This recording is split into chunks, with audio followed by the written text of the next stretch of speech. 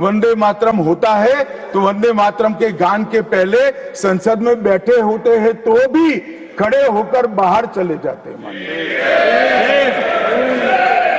मैं आपको विश्वास से कह सकता हूं मान्यवर, ये कह रहे हैं कि कांग्रेस पार्टी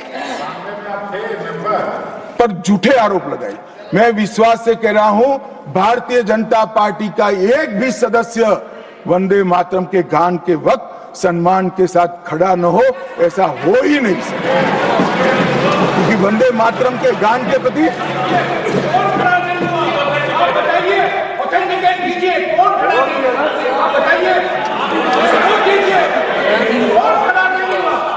आप बैठिए, आप बोथ बैठिए प्लीज, आप बोथ बैठिए प्लीज, बैठिए please. You will get your chance to speak. You can say your opinion when the turn comes to you.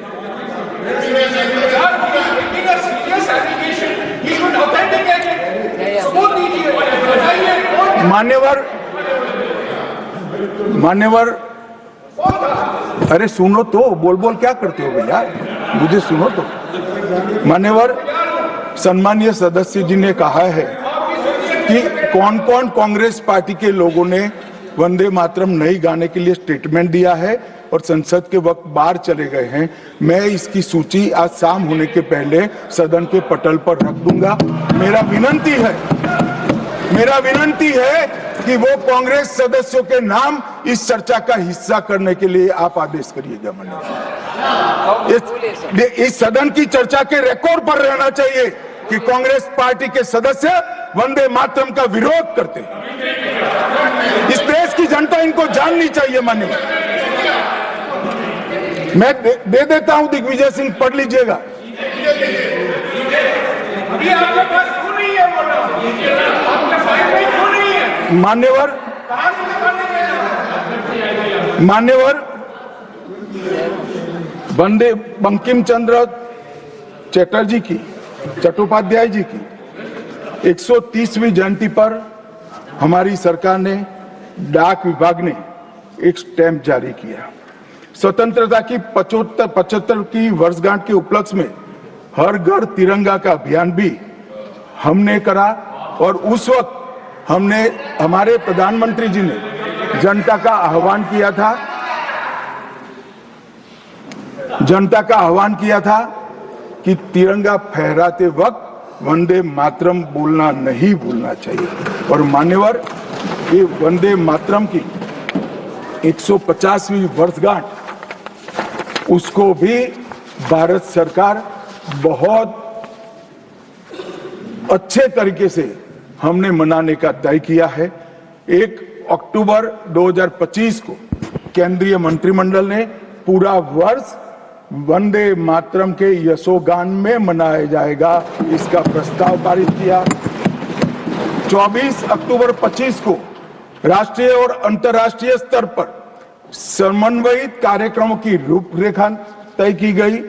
माननीय प्रधानमंत्री जी ने भारत माता को पुष्पांजलि देकर 7 नवंबर 25 को नई दिल्ली में ये वर्ष का शुभारंभ किया।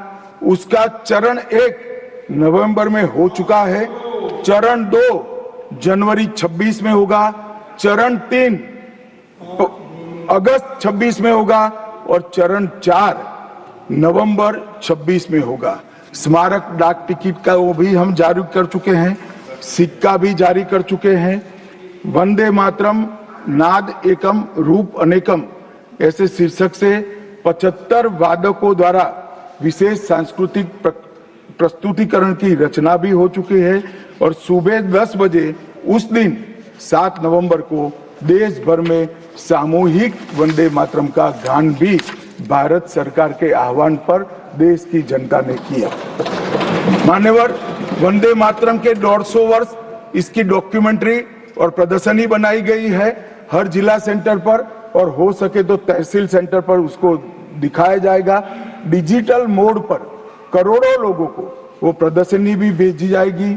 ऑल इंडिया रेडियो, दूरदर्शन और एफएम चैनलों पर विशेष कार्यक्रमों को प्रसारित करने का हमने आयोजन किया है। प्रेस सूचना ब्यूरो द्वारा टायर T2 और टायर 3 शहरों में चर्चा सभाएं का आयोजन होने वाला है। सभी भारतीय दूतावासों में वंदे मातरम आधारित सांस्कृतिक संध्याएं आयोजित होने वाली है। Vande Mataram salute to mother earth के तहत वृक्षारोपण अभियान चालू है। हाईवे पर देशभक्ति आधारित वंदे मातरम के इतिहास को दर्शाते हुए भित्ति चित्र भी हम रखने वाले हैं। रेलवे स्टेशन और हवाई अड्डों पर LED डिस्प्ले के माध्यम से सार्वजनिक घोषणा भी होगी और वंदे मातरम और बंकिम चंद्र चट्टोपाध्याय जी पर 25 लघु फिल्में 1-1 मिनट की बनाने का भी हमने शुरुआत कर लिया है। मान्यवर, देश के प्रधानमंत्री जी ने लाल किले से अमृत काल के लिए पंच प्रण की घोषणा की थी। इसमें एक, जब देश आजादी की शताब्दी मनाता हो उस वक्त विकसित भारत का लक्ष्य हमने तय करना है। गुलामी की हर मानसिकता से मुक्ति प्राप्त करनी है। अपनी विरासत पर गर्व लेना है। देश की एकता और एकजुटता और अखंडितता को हमें संभाल कर रखना है और नागरिकों में कर्तव्य की भावना को हमें आगे बढ़ाना है। मान्यवर, जब देश के आजादी के 75 साल हुए, कोरोना काल होने के बावजूद 2 साल तक पूरे देश के हर गांव-गांव में आजादी के अमृत महोत्सव को मनाया गया। अमृत महोत्सव के माध्यम से इस देश की युवा पीढ़ी को हमारी 1857 से 1947 तक की पूरी आजादी के संघर्ष को हमारे युवाओं को परिचित कराया। कई नामी, कई अनामी, जिनके नाम भी इतिहास में दर्ज नहीं हुए, ऐसे स्वतंत्रता संग्राम के नायकों को ढूंढकर उनके स्मारक बनाए गए। देश भर में कई कार्यक्रम हुए और देशभक्ति का एक नया ज्वार खड़ा करने का प्रयास आजादी के बाद पहली बार 75 साल जब मनाए गए तब हुआ।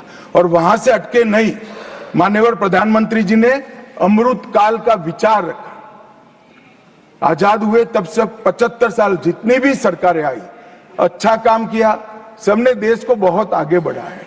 हमने हमारे लोकतंत्र को पाताल से भी गहरा पहुंचाया है। हमारे लोकतंत्र की जड़ें आज मजबूत हो चुकी है मान्यवर।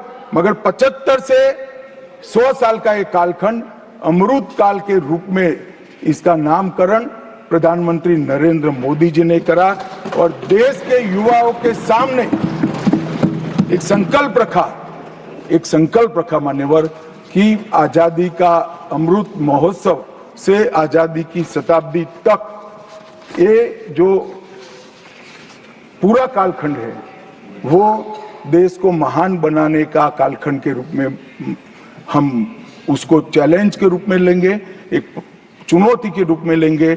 और जब आजादी की शताब्दी मनाई जाएगी, ये देश पूरे विश्व में हर क्षेत्र में नंबर 1 पर होगा।